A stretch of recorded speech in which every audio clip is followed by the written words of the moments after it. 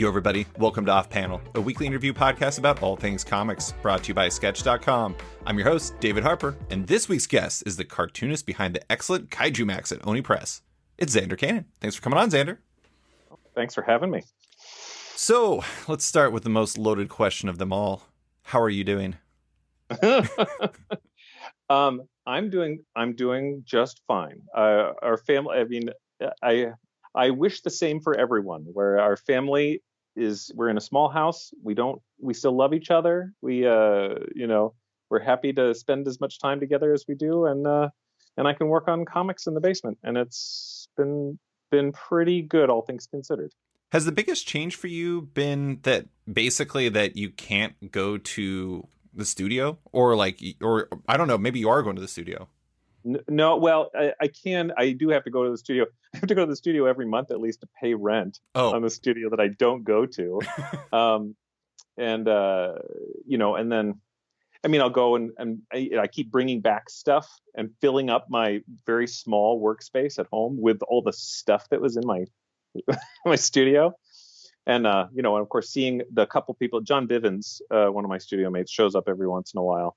And so I always, I could wave to him across the room, and we both wear our masks and keep very distant. And it's a big space. But yeah, I mean, it's like I've changed. I haven't worked at home almost for my entire career. And so it's really interesting to sort of try to figure out a space that I can work in that's not so distracting with home stuff. Yeah, I'm the same way. I mean, honestly, like one of the weirdest big changes for me is I love to write at coffee shops, and not being able to just sit at a bar and like kind of, survey the place and have like some ambiance. Like, I've listened to coffee shop noise mixes that you can find online of just like coffee shop clanging and people talking in the background. But, it's kind of not the same. I know that is like a very meager complaint about the state of my world during the pandemic. But at the same time, it's like some of those like little comforts and those little things that you have to figure out how to adjust to. I don't know. They're bigger despite the fact that they're small things, because it's basically rewiring your brain on how do I work. Yeah. Well, and I'm on my second iteration of a home office, because there's an actual office in our house, but my wife has claimed it because she's teaching from home, and so she has stuff. She has a lot of stuff. And so at first I was just kind of working at a table in a guest bedroom, and then we have a 50s ranch house, or sort of a rambler, and so apparently it was the law when these houses were built that they all have a bar in the basement. Nice. So I've crammed myself behind the bar, and it's actually just the right amount of space that I can not be distracted by kind of the greater workings of the house, and but not so small that I feel cramped or weird. Thank you, 1950s trends. I know. And then of course there's booze right next to me, like all the stuff that we don't drink ever because it's down under the bar in the basement. That's amazing. I love it. I do think it's funny. You mentioned like having like art and stuff like that. I actually just cleaned out my work office. I don't think I'm legitimately ever returning to my work office because our lease is up in May, and I think this is probably TMI for my actual work situation. But at the same time, I don't think we're going to go back to the office. And I now have an office already filled with art where you can see frame stuff behind me. Yeah. I also have 7 more large frame pieces in here, and just like this office workspace to put in. I don't know where to put it. I'm just going to have to like basically wear frame stuff and carry it around with me or something. I don't know how to solve this problem, but it's again, a very meager problem. Yeah. My studio is like 1,000 square feet, and it has vaulted ceilings. And so it's full of like huge movie posters, of course, like Godzilla posters and stuff like that. But they're all like, they're all like 24 by 48. Like they're huge. And so like we just wouldn't have a wall in the house that could accommodate them without looking like cartoonishly silly. I see a lot of ceiling space above you. Have you ever considered that? Oh. No, we're talking. Yeah. Oh, that sounds dangerous.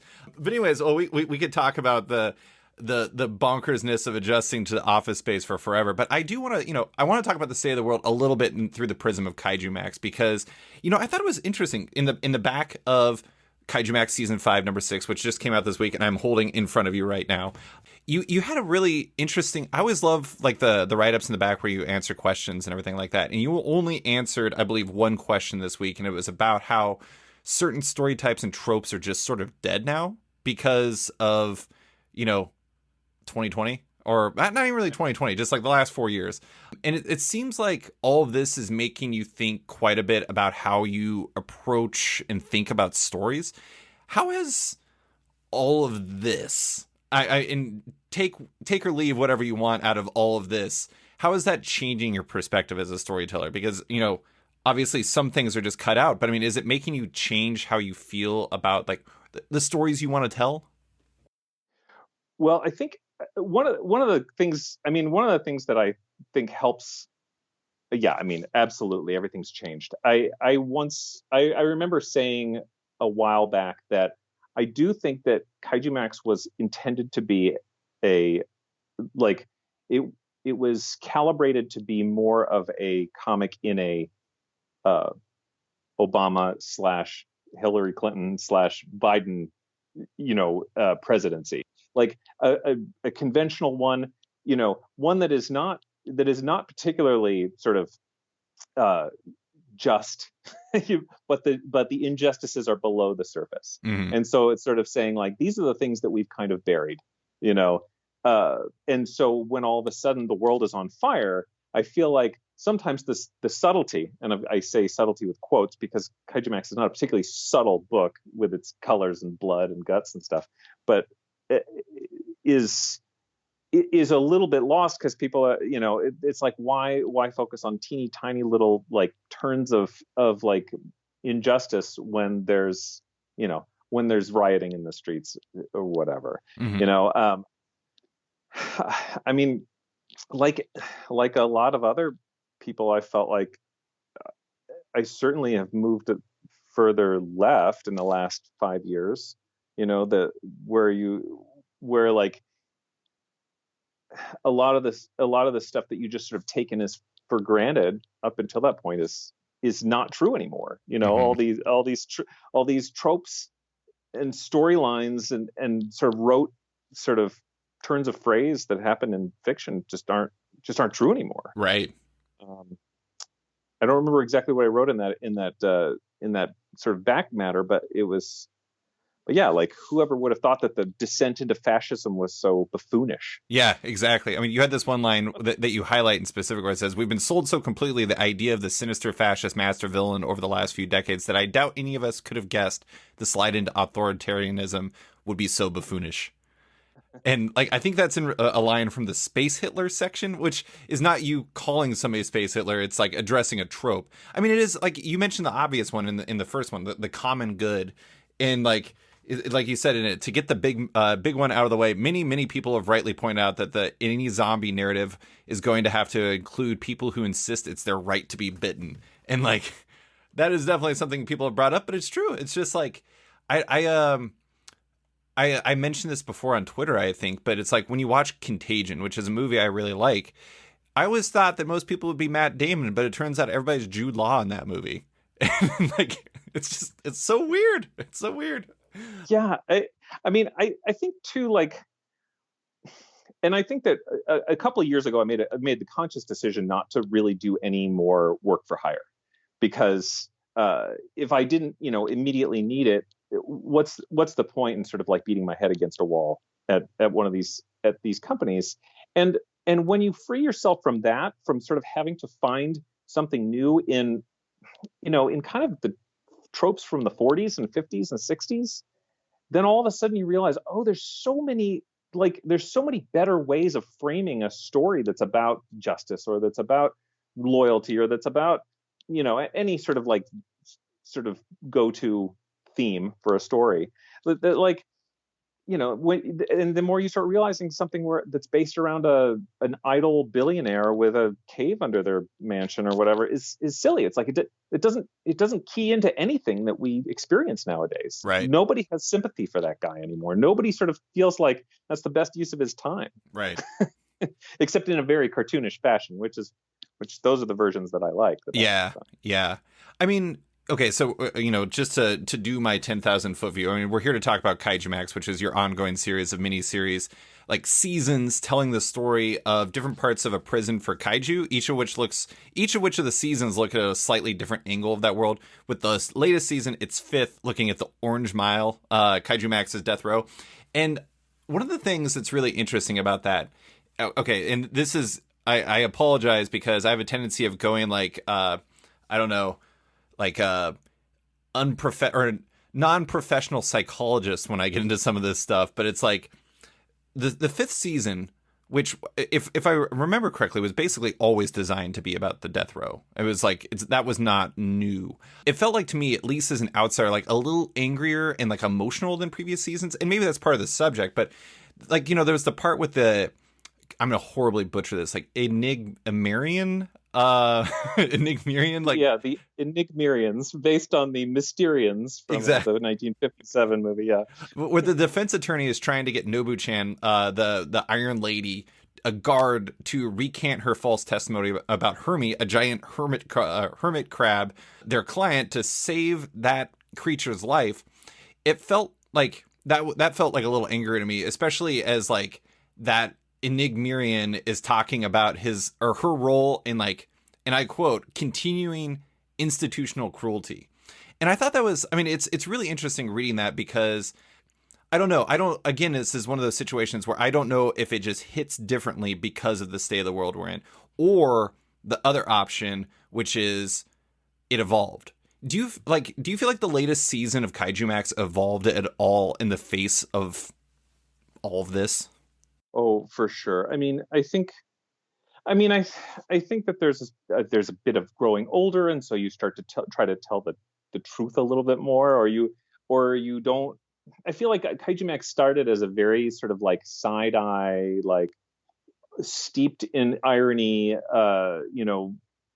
type of story, and I think that that's still in its DNA. Right. But I mean, I think that probably in an unguarded moment now, I'll be like, well, I'm going to let this character speak for me just for a minute, like give a rousing speech. And I mean, I think that I think that as that story plays out, you see that it all is a little bit cynical, but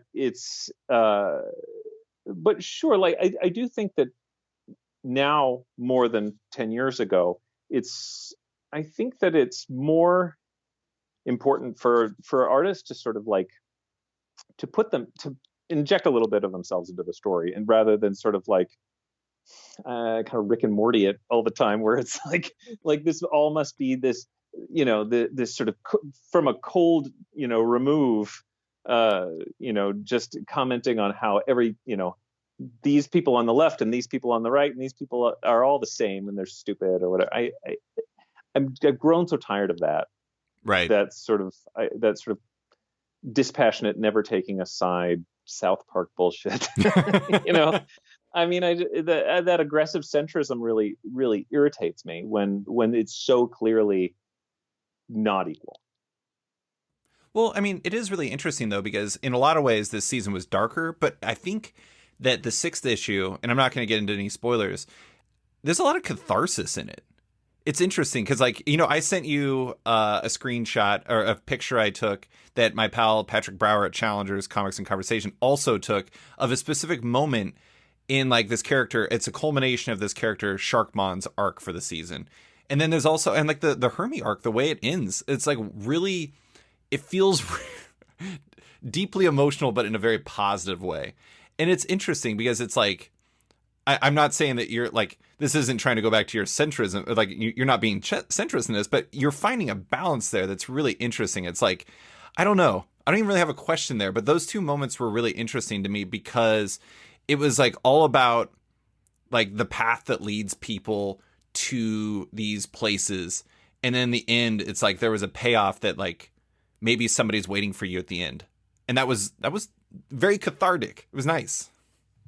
Well, and I mean, this is a story I keep telling, is that when I did one of the first podcasts or interviews or whatever for Kaijumax, and the person interviewing me was like, they kind of stopped about 5-10 minutes into the interview and was like, I got to say something. You're really nice. I was like, thanks. And he's like, no, I didn't expect you to be nice because your comic's so mean spirited. And it's like, and so, and I do think that, I mean, I do think, especially early on, the comic was a little mean spirited, especially where it's like it piles on the misery and all that stuff. But I also, as you're saying, it's like, it's it's the premise. It's a premise that sort of like that I'm trying to sort of like dig my characters out of. Like they get the worst stuff piled on them. That's the problem. I mean, it's the challenge of the story. It's the call to adventure, so to speak. And then they sort of have to dig themselves out of it and find that sort of moment of satisfaction or the accomplishment that they're looking for. Mm-hmm. And that's I mean that's I don't want to say it's storytelling 101, but I mean it's my attitude towards storytelling is like, yeah, you give your characters a challenge, a horrible, like the premise of a horribly corrupt sort of prison system or whatever, or a legal system, and then they slowly work their way. Then they slowly work their way not out of it, because that would be disingenuous to say that they could leave it, but to find a place in it for them. Yeah, good or bad. Yeah, I mean, this is a random aside, but I was just thinking about Sharkmon. I think it's really funny, and I brought this up when I talked to Ryan North about Slaughterhouse-5, and it's like, I don't know why, like the saddest moment in the season for me was like Sharkmon's sharks being killed. I don't know why these little cartoon these little cartoon sharks. Cartoonier than cartoony too. Like they're so silly. They're so adorable. They're just like little wigglies, and like you just like looking at them, and like these things couldn't harm anything. They're adorable, and then they get killed. And I don't know why in that moment I was like, Zander Cannon, you're a goddamn monster. Right. It's so weird monster, though. Yeah. Well, I mean, like in Slaughterhouse-5, like I don't know if you read the novel or the graphic novel, but like there's this one moment in the graphic novel that's realized by Albert Monte that is just like astonishing cartooning, and it's just like these grievously injured horses. And I told Ryan, I was like, this is like a story that takes place during World War II during the bombing of Dresden, where like thousands and thousands of people died, and like these horses are the ones that like kind of broke me. It's weird how that works. Animals. Right. Well, right. And it's like, I think it's the lack of understanding too. Like that, even if people didn't deserve it, they understand it. Whereas an animal doesn't even understand what's happening to it. Exactly. Yeah. Sharkmon just thought, they probably thought Sharkmon was coming to feed him, and instead, nope. No, they were electrocuted by a tiny robot. I love the fact that we can talk about this comic and it's like, oh, that was so sad when like this absurd thing happened in an absurd way. Like, I love it. It's like chocolate for me. Like hearing anybody describe my comic. I love hearing my parents like have to describe it to their friends. Oh my God. They're like, oh yeah, just give it to me. Just tell me what you're going to say. This is going to be so good. Do you feel like the description of the book has evolved over its 5 seasons? I hope not. I like it. I like that it's so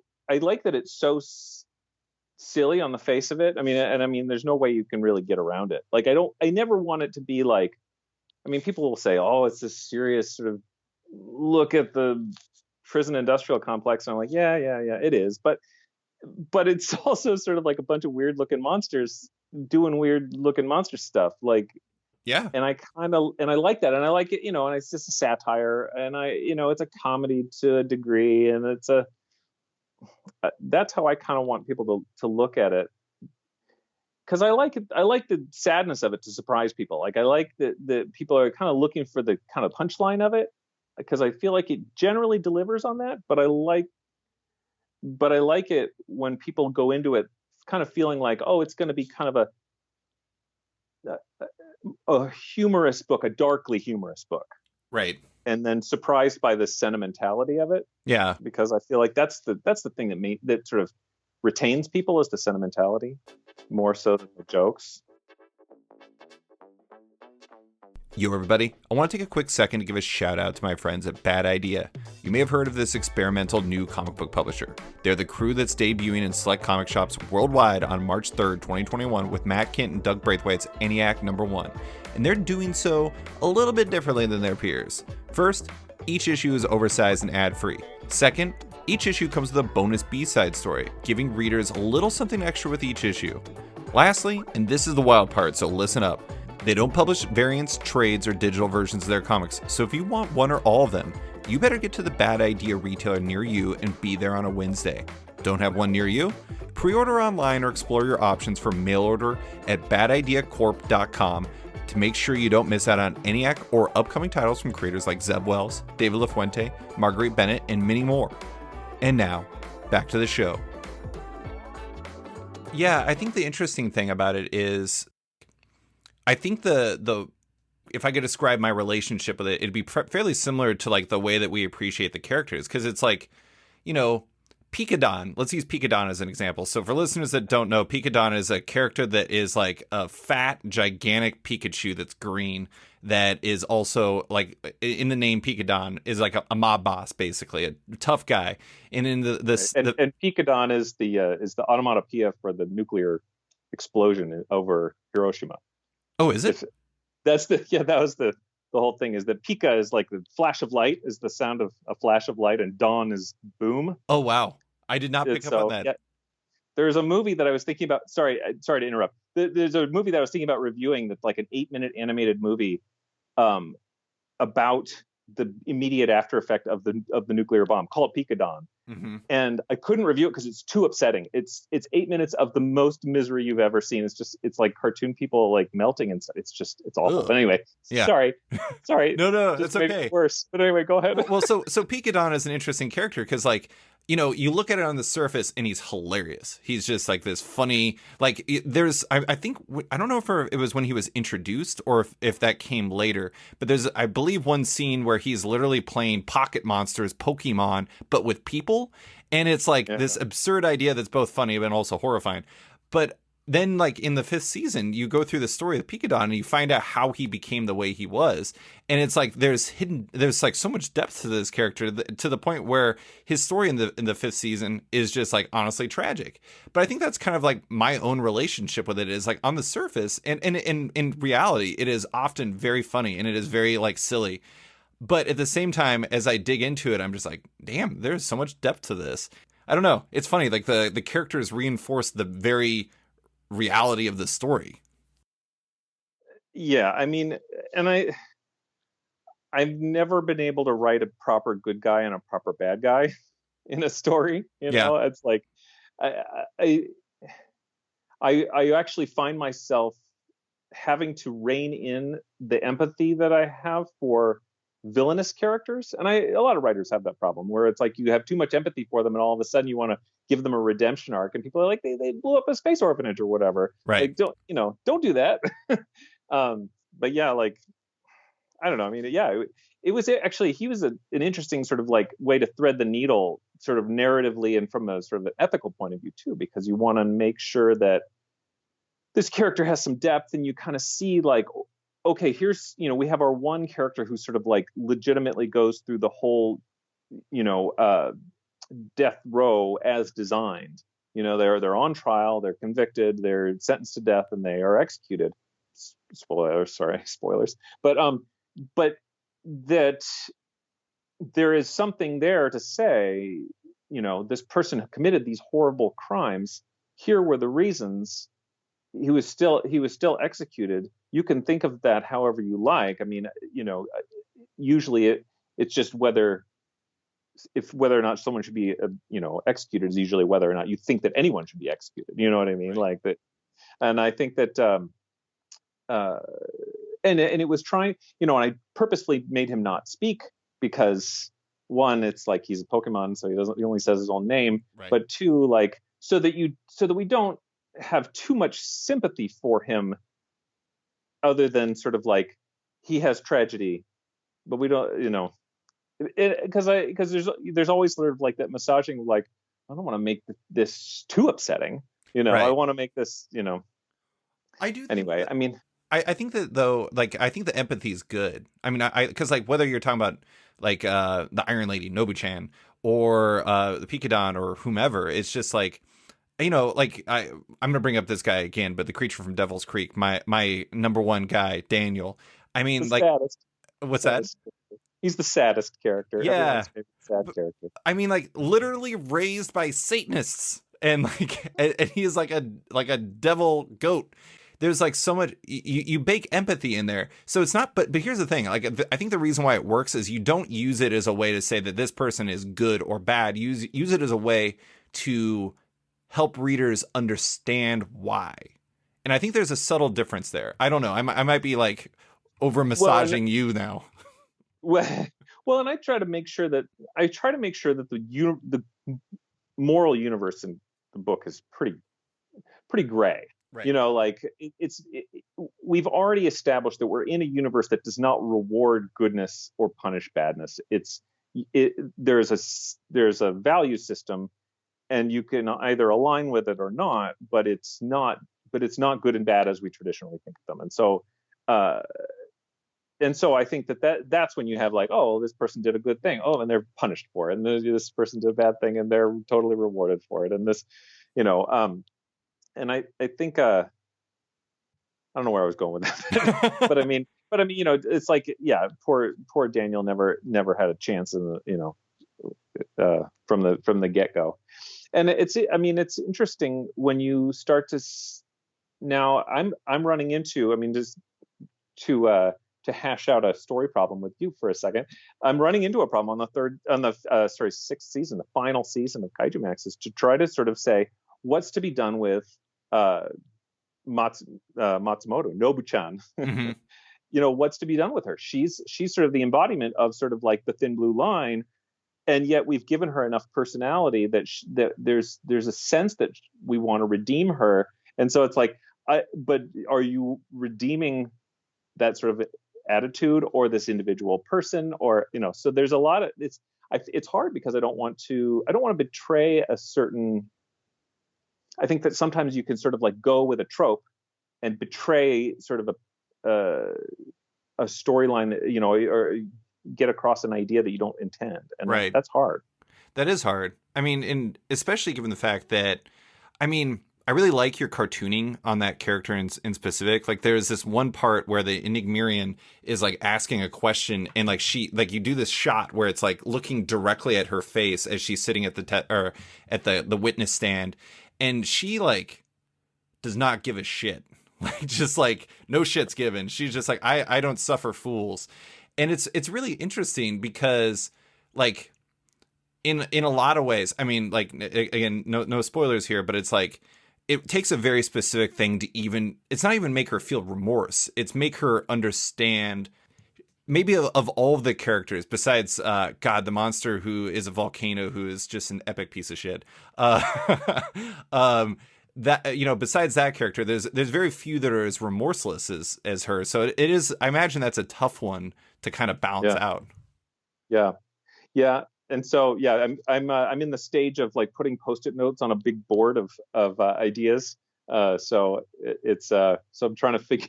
I think I've got something sort of blocked in for her, but we'll have to see. I'm curious because you are approaching your sixth and final season. It's interesting because I think if you asked people who are reading the book, that if you asked who's the main character, they would probably say Electrogore.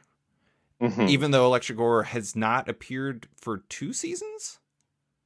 He's there. He's there. He's not around. He's not really a main character. He only has like even in the 3rd season, he only kind of has a token sort of appearance, or he has a little mini thing that he does. But like, yeah, I still think of him as the main character. Yeah. And he will have a major arc in the final season, but everybody has a major arc. And that's my big problem, is that like, there's nothing to push things to. That's always been my go-to move. Right. Where's the crescendo? Like, yeah, like the whole thing with Daniel and his parents was all going to be in like season 1, but I didn't have enough room, so I pushed it, and like there's been a bunch of stuff that it's like I've pushed that I just keep pushing and pushing, and now it's like, oh, I got to get to it all. So there might be some long issues in the final season. This is where I told you at the beginning that I had updated my elevator pitch, and it has shifted HBO shows. Originally, I used to say Oz as one of the primaries. It's not Oz, but I think there's a lot more of The Wire in there than people might give it credit for, because it's like, I mean, structurally it's pretty, I mean, I'm not saying it's similar, but at the same time it's like The Wire kind of always had like a different season, different approach, different view type of vibe to it. And that's kind of what you do here, where it's like each season has a different kind of focus area. Yeah. I don't know if that's unfair. No, I mean, if you want to compare it to The Wire, the greatest TV shows of all time, go right ahead. Like, I'm not going to stop you, but like, no, I think, and I think I still think of it as being like Oz, even though Oz is almost as cartoony as Kaijumax is. like I really, like I'm focused on the sort of the peculiarities of prison and like a small environment and sort of like a weird value system, the weird value system that sort of emerges from prison. And I think of and I guess Baltimore is the same way, where it's like there's a weird value system in Baltimore in The Wire. So, but yeah, I mean, believe me, it's like The Wire, it's like Oz, it's like Orange Is the New Black, it's like, yeah, it's like a lot of things now. But yeah, I think that The Wire in that it sort of focuses on so many, the structure, different things. Yeah, like the courthouse, like having a whole season basically in the courthouse. Yeah, I mean, believe me, I love any comparison like that. Like, it's nice that people aren't comparing it to terrible shows. Unless it's terrible shit you like Destroy All Monsters, right? Oh yeah. Well, I mean, clearly the best.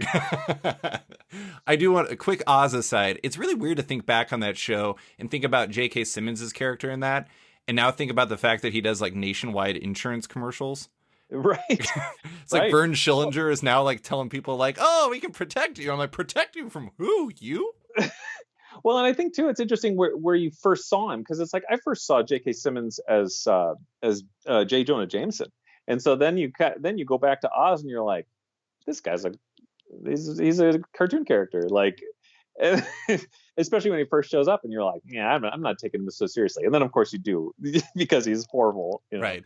But yeah, I think that's always funny, especially when you if you go back and watch it, after, I mean, I probably watched it maybe in the late 2000s, and it's like you just recognize every character actor, especially every black character actor. You're like, wow, they're all here. Like, everybody was on this show. It's wild.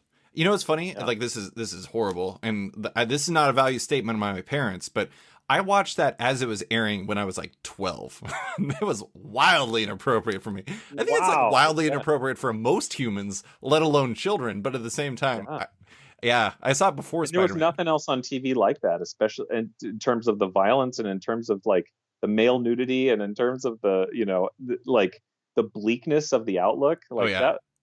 There was nothing like that. I don't even want to know. Like, I know that people talk about how, like, oh, the comic you read when you were 13 is the one that defined your comic fandom. I'm like, I don't even want to know what like Oz did to my perspective on the world.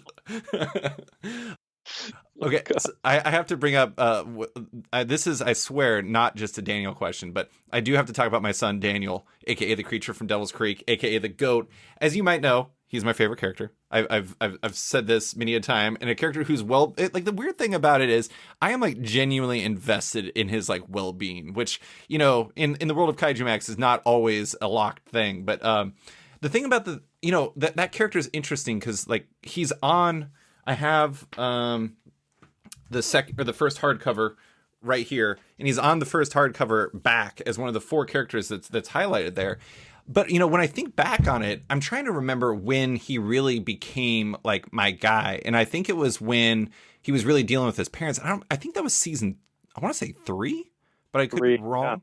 Yeah. And it feels like if I look back at season 1, there's no way I could have predicted that this goat character was going to become like straight up one of my favorite characters, period.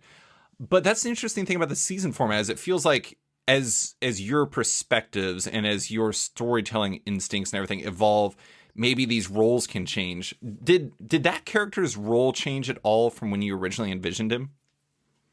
Yeah, because I mean, he was an archetype. I mean, he was basically designed to be sort of like,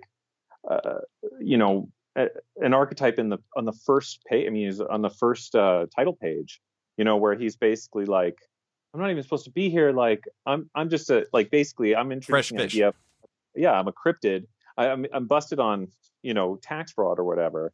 No one's even seen me for years because I hide in the woods, and like, just not. I wanted to get. I mean, this is it shows my attitude towards the thing at the beginning. I wanted to get in all the gags. I wanted to get in the gag of like, I'm not even supposed to be here. Somebody who's not ready for prison. The thing called the gag was called the fire check, but I mean, there's a real thing in prison called a chin check, Mm-hmm. where like somebody walks in and some dude just walks up and just punches them in the mouth to see what they'll do. Mm-hmm. And so, yeah, like the whole gag in the thing is that they breathe fire on you and see what you do, and he just is walking around with a singed face and he didn't do anything. And I think that moment when Electrogore asked him, well, did you do anything? And he like gets his eyes, his tears well up in his eyes, and he's like, no. That's when I sort of thought, oh, okay, I like this character. Yeah. Like, I like him. I want him to succeed, or I want to follow him through to the end. Even though I had already sort of blocked out, oh, he's going to sort of betray Electrogore. He's going to sort of sell him a bill of goods to get get him in the cryptid's debt or what, like all that sort of like all the sort of prison rigmarole stuff for the first issue. Right. But at that moment, that sort of like sad moment, I was like, oh yeah, I like this character. I'm going to keep him around. And every season I kind of reboot, like, who's the main character? What's the goal? What's the idea? And so he was sort of a natural character to sort of go like, I want to see what his sort of arc is, what he does in a place where he has no power whatsoever. Right. How much did the broader series like overall evolve? I mean, I think you had like the general direction for each season more or less planned out, right? Like, did it change more than that? Well, I think it's like the women's prison was originally going to be season 3. I think death, it's like death penalty probably was always going to be season 4 or 5. And yeah, I don't know. The only thing is, I thought that the final season that I'm working on now, it's good. So the final season that I'm working on now is going to be a big take on sort of prison labor. Mm-hmm. And the idea of like, oh, there's prisoners fighting forest fires in California or whatever. And instead these monsters have to fight an alien invasion, right. Like just like a million other monster movies, like whatever, the Destroy All Monsters or all the Gamera movies. Yeah. And so, I originally didn't have like a high concept for that one. It was just going to kind of be like, oh, back in the prison, kind of resolving everybody's, storylines. But this is a good mechanism for resolving everyone's storylines because it's chaos everywhere. And so you can, have people blow up left, right, and center and be like, oh, that guy's resolved. He's just a pool of guts now. That is certainly a form of resolution. Right. A permanent resolution. It's my go-to move. Yeah, I mean, one thing I'm interested in too is not just like how the story has evolved, but like, the season structure is really interesting in a lot of ways because I've always thought it was a good way to do things. But on top of that, it's like you always kind of have like a bit of a gap in between seasons where you're, I don't know, doing your Post-it notes. You're like figuring out all the details and all the stuff like that. And I imagine, like, we've talked about this already. You've definitely changed, over that time. But what do you feel like you've learned over that time about yourself as like a comic creator and a storyteller? And like have you evolved in that way? Like, have you learned a lot from Kaijumax as a project? I mean, it's funny.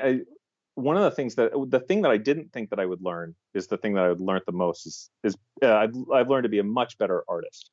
Like I look back at the early ones and I'm like, oof, rough, but it's not really that bad. It's just, but I just thought like, I mean, by the time I started Kaijumax, I was almost 20 years into I was more than 20 years into my career. Right. And so I thought, I mean, I know how to draw. I mean, like, I'll work out the kinks for digital inking and stuff. And I did, but I also just realized like, oh, there's a lot of stuff that I learned about color and lettering and and inking and everything, which I just thought, oh, I'm there, I'm a Yeah. good enough artist. That's interesting. Oh, I guess Were you always, did that always happen to your projects where like, I don't know, you finish Heck and then you look back on it and you're like, ugh, what the hell is that? Or is that more of a oh, Kaijumax thing? well, Kaijumax has lasted longer, but yeah, I mean, Heck was always just done so fast, so it never was going to look good no matter what. Sure. Um, but yeah, like, um, yeah, I mean, I am constantly astonished at my ability to be terrible 3 years ago. Like, wow, that was bad. And a lot of it is it's just technique stuff where it's just like, oh, I was using this digital brush and I probably shouldn't have been, or like I was being too fussy with stuff that I should have just done with one line, or little things that people hardly notice, or they don't realize that they notice, that kind Yeah. of stuff. I mean, as a storyteller, I do think that I've evolved. I think that one of the things is it's gotten harder because I feel like you say, all right, monsters in prison. I mean, your whole concept, monsters in prison, haha, this joke. There's really, you could start making a list of all the little gags that you're going to have, and it eventually they run out. Hmm. And so like now I do feel like I'm scraping the bottom of the barrel. Like, that's why I said, oh, I'm only going to do 6 seasons. There's only so much you can Right. do, and and every time I establish more backstory, it kind of takes out some of the air for, like, it takes away my wiggle room for sort of like gags and stuff. So I feel like I'm getting to be a better writer, but I feel like I have less to work with because there's fewer things left in the list of Yeah. gags. You're like enclosing on yourself. Yo, everybody, I want to take a quick second to give a shout out to my friends at Macroverse. Macroverse is an exciting digital comics platform featuring top creators from all parts of the comics, webtoon, and storytelling universe, with everything curated for quality. Think of it kind of like HBO for comics. There's over 35 series and more than 400 episodes so far, with work from creators like Brian Stelfreeze, Juan Doe, Paul Scheer, and more, with each using Macroverse's unique tap story format, which tells comic stories at the power of a tap that's only possible in a digital format. Check out Macroverse today by downloading the app on iOS or Google Play. The first episode of every series is free, with unlimited access to this growing library being just $4.99 a month. And now, back to the show.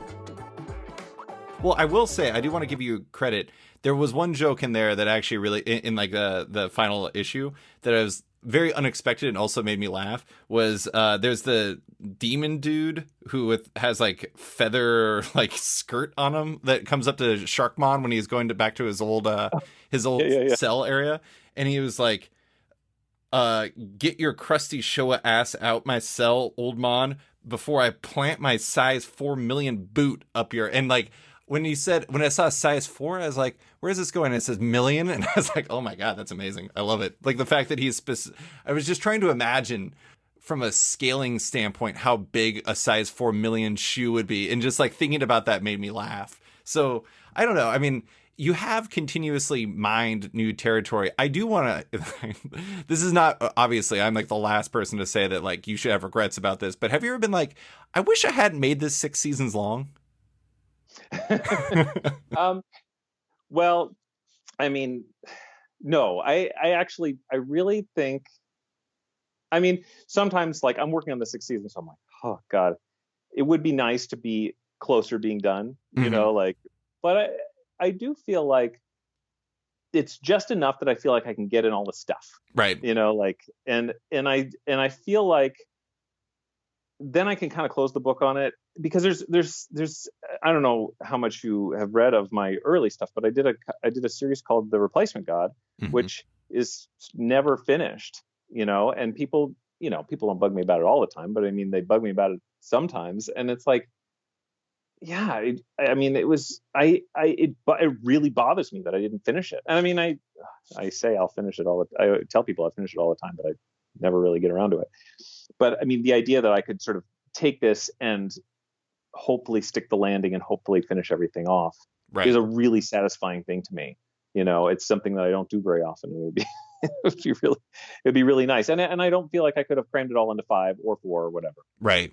I do think that it's, from a structural standpoint, it makes a lot of sense because, I mean, first off, I have to imagine it helps you as a story. Like, it helps you as a storyteller to know as you're going in, like, if you frame this initially as like, okay, this is going to be an ongoing series of a traditional structure, you wouldn't have the natural, I mean, you would have arc finishes, but I don't know if it would work in the same way if it was like, okay, it finishes with 6 and then it finishes with 12 and it finishes with 18. And like knowing ahead of time that you're going to do 6 issues and then a new season and you're going to do 6 seasons. Like, I feel like you have like natural places to aim. Like, you're always like aiming at a specific spot versus an ongoing where it's like, maybe you would do a 2-issue arc and it would throw off the whole thing and yada, yada, yada. I don't know.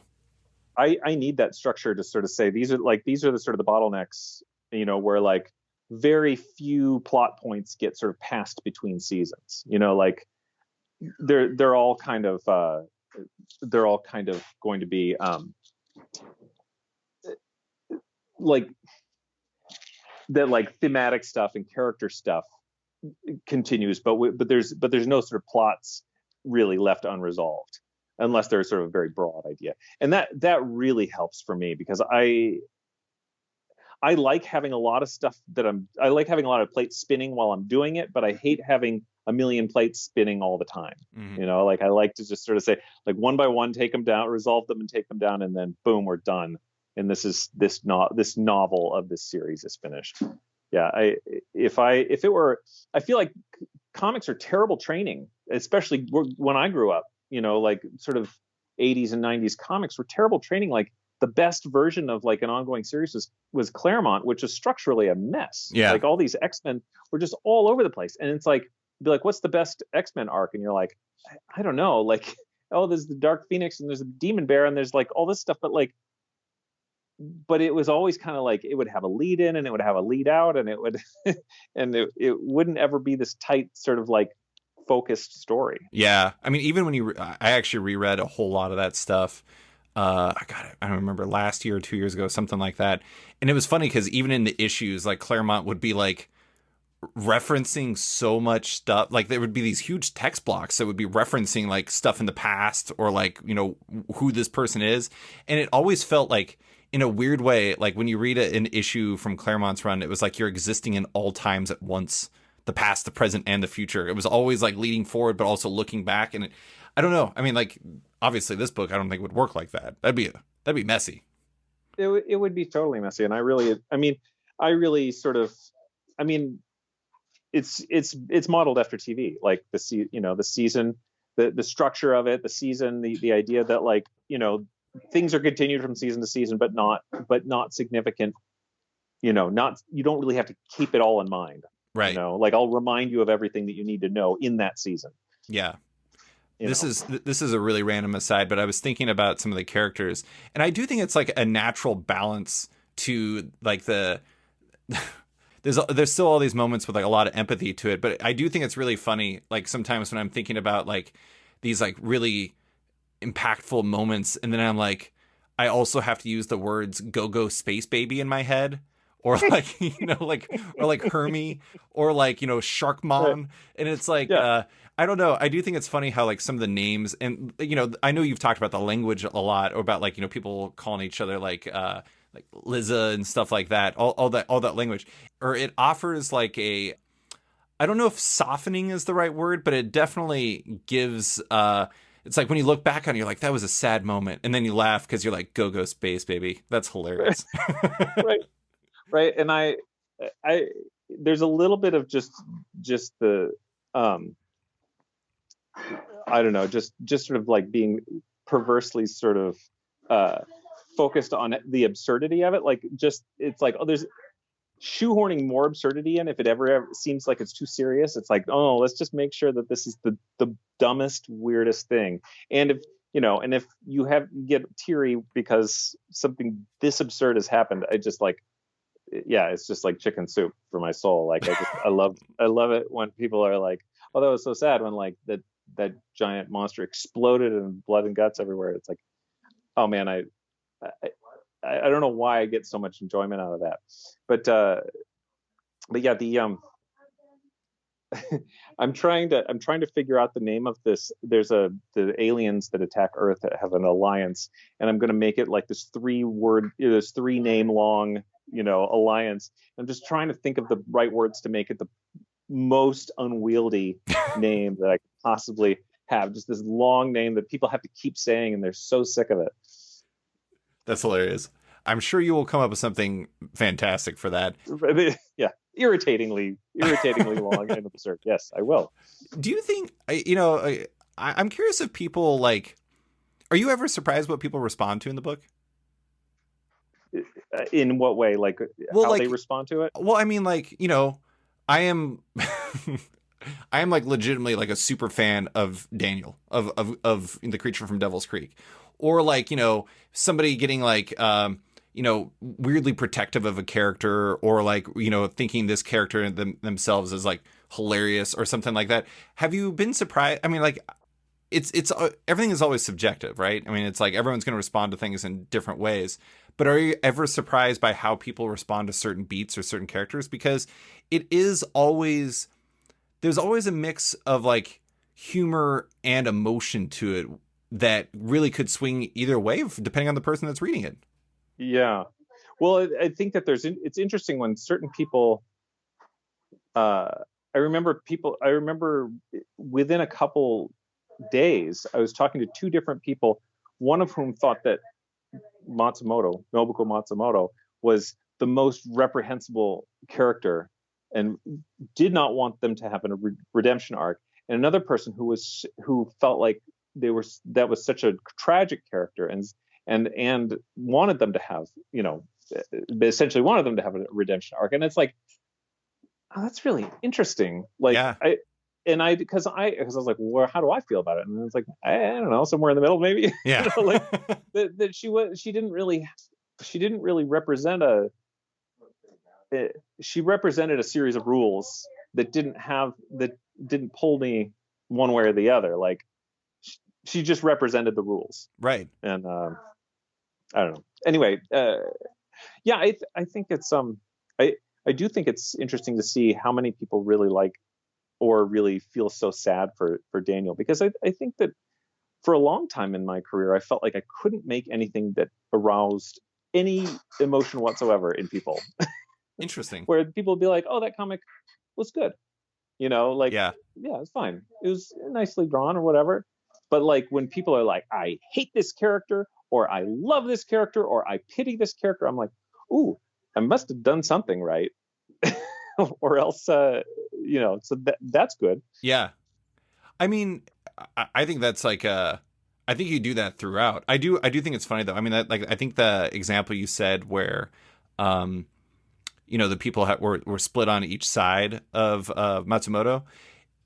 I think that's kind of like an ideal response. I mean, all these different things. I remember I was talking to a Marvel editor recently, and they had told me basically like they want people to feel strongly one way or another. Like, it's like, that's good because that means that there's passion, and you're certainly inspiring that. I do think it's funny that, just bring it back to Daniel. When I was texting with my buddy Patrick, I was like, I made a comment about how, like, I was like, now if Daniel is represented in the issue, like, that's going to be a thing. And he's like, oh man, I can say no more. And I was just like, oh God. I just think, I don't know. I mean, it's funny because it's like, I feel like the Kaijumax Hive is a very passionate group, but I do want to bring that up. Like, it's interesting because, when we're talking about Claremont, like Claremont, what was he on the X-Men for? Like 20 years, like 18 years, something like that.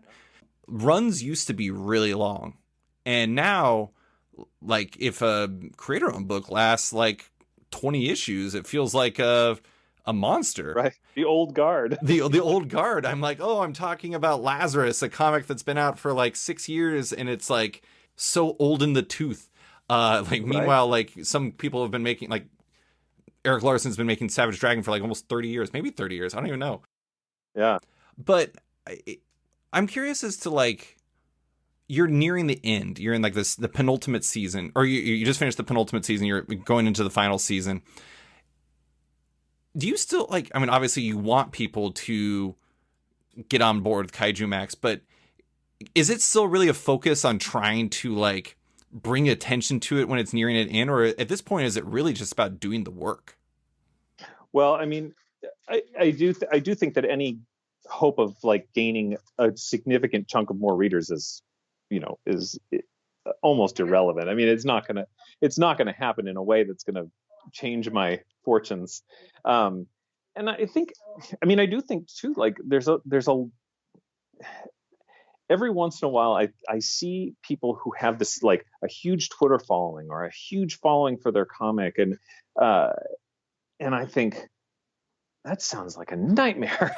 Like, because I also think like the more people that you have to please, the less opinionated, or the less sort of like the fewer stances you can have. I mean, I feel like this series has to a degree worn its heart on its sleeve. It's given people off ramps left and right. It's like, oh, it's too cruel, or it's too violent, or it's too, it's too weird, or it's too cartoony, or it's too, it's like it doesn't. I have an inability to please people.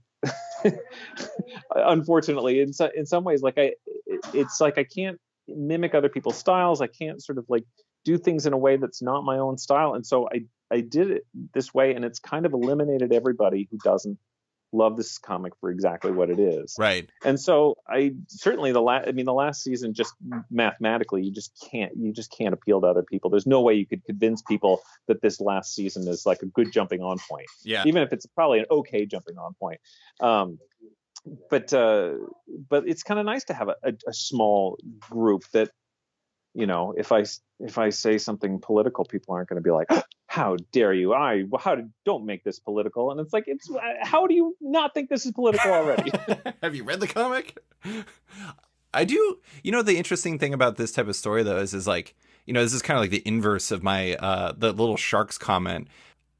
This comic would be responded to so much differently if it was actually about people. I mean, if it was actual people instead of kaiju. It's interesting that is. I never would have done it. I wouldn't have I obviously wouldn't have the life experience. I wouldn't have, like the idea of doing Oz, whatever, like as a middle class, nice white liberal guy is absurd. I mean, absurd and not in a good way. Right. Like, but it's cruel, and it's sort of like sort of voyeuristic, I think. But if you can broaden it by sort of saying, oh, they're monsters, by using monster movie tropes, by having a cartoony art style, mm-hmm. all those things tend to smooth over the edges, and then you can kind of get away. I mean, you can get away with a lot of stuff. It's like having the fake swear words. You can get away with. I mean, I don't think of it that way, but I mean, you can sort of have you can kind of get into some headier and sort of crueler sort of stories without being actually cruel to actual people. Yeah. I mean, it's a backdoor into the similar subjects without having to try to represent things that you just can't fairly represent. Yeah. Yeah. So. Yeah, I will say, like, going back to like pitching new readers, when it's all said and done and it's like 3 giant hardcovers, it's going to be amazing. And I'm pretty sure that I'm basically going to walk door to door. Like I don't know. I'm going to be asking people like the Fuller Brush man. No. I'm going to be like, have you heard of our Lord and Savior, the creature from Devil's Creek? First yet.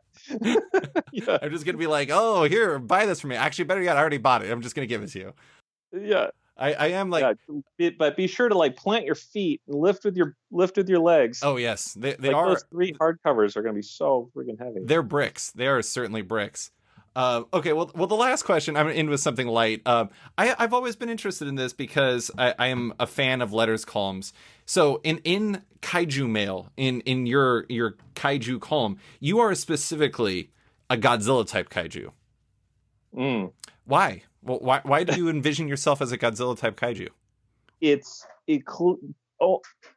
it's purely for the fast read. You know, like I've found that like when you have to draw like, okay, people like draw a kaiju. It's like you got to kind of start with that model, because if you start with a Mothra type thing, people be like, well, what are you trying to say Is here? this Like, just what? a moth? Yeah, is this a moth? And it's like, if you draw Godzilla, it's like worst case scenario, it looks like a Tyrannosaurus Rex, which everybody understands is already big. Right. So you're sort of like, you're getting the scale, you're getting the sort of that lizardy thing. The tail is an easy thing. The back plates are an easy thing. Yeah, it just reads as a kaiju thing, as a kaiju. Mm-hmm. So there's nothing else behind it other. I mean, expediency of people understanding. Everybody likes. Yeah, I mean, and that's a big thing that I do throughout the book, is like trying to get that fast read so you understand exactly what you're looking at. You know, I mean, it's why the panel compositions are always like as neutral as possible. Why the page layouts, like the panel layouts, are as simple as possible. It's all to get people to understand what they're looking at and have to accept the idiocy of what they're looking at as fast as possible. Has there been anything that like people have just completely missed? Oh, I'm sure that there's some stuff that I'm like, oh, that's a good joke, but nobody like wrote me about it. But I mean, you know, like they probably got it. They just didn't write me about it. You know, they're like, we don't need to involve Twitter in this. You know? No. I just always think it's kind of funny because I mean, there's like, God, what is the dude that you put in the back that's like supposed to show up throughout the book? Grubzo. Oh yeah, Grubzo. I love that you do things like that. It's just like those little things, and then like your capsule reviews for like Kaiju movie. Okay. Here's one more question for you. I do have to ask. I know you've been recommended a lot of Kaiju movies over like the time that you've been doing this, or you know, people have just told you like, you know, this is my favorite or whatever. Out of all of the ones that have been recommended to you, what is the one that you enjoyed the most? Or was there any of them that like just kind of you hadn't heard of and you're like, oh, this is actually really good? Well, I mean, and here's my big confession. It's like before I started doing this series, I wasn't a huge Kaiju fan. Like I wasn't a huge Kaiju fan as like a young adult. Sure. Like I appreciated them because I'm a comic book and science fiction guy. Of course, I liked them a little bit, but like it was only when my son was little and I was watching Ultraman with him that then I was like, oh, I like the things that I'm seeing that are only in Kaiju movies.